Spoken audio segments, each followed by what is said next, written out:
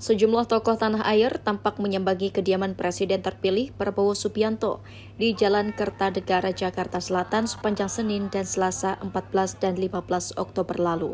Pada Rabu 16 Oktober, para sosok itu diundang ke Hambalang, Bogor untuk mengikuti retreat yang akan mempersiapkan mereka untuk penugasan dalam kabinet nantinya. Pembentukan kabinet Prabowo tak lepas dari rencana kabinet Zaken yang sebelumnya berhembus. Prabowo disebut akan memilih lebih banyak kalangan profesional untuk mengisi posisi pimpinan kementerian ketimbang mereka yang terafiliasi partai politik.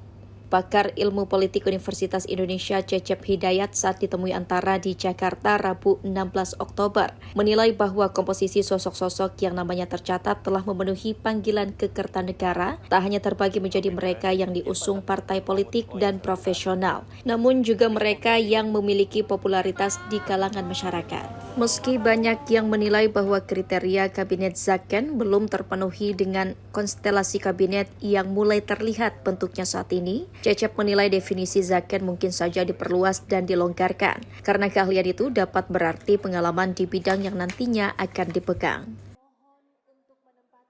Nah, jadi kan tapi harus diperhatikan bukan sekedar popularitas sebenarnya. Bagaimana seseorang itu punya kompetensi, kapabilitas untuk mengepalai sebuah lembaga negara gitu. Ya meskipun nanti mungkin mereka punya staf ahli atau tenaga ahli atau staf khusus yang bisa 5 orang dan kualifikasi pendidikan lebih dibanding si calon-calon ini ya. Tapi tetap dibutuhkan karena kan ketika mereka akan memimpin sebuah kementerian atau wakil menteri atau kepala lembaga badan ya, itu mereka harus bisa berpikir strategik sebenarnya. Lebih lanjut, Cecep menyebut kabinet yang didominasi oleh mereka yang memiliki keahlian maupun pengalaman diharapkan dapat memecahkan berbagai masalah dan tantangan yang belum dapat diselesaikan pada masa pemerintahan sebelumnya.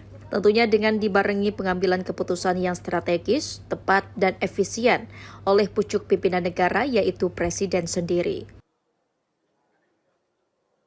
Dari Jakarta, Arya Sindiara, Yogi Rahman, Kantor Berita Antara mewartakan.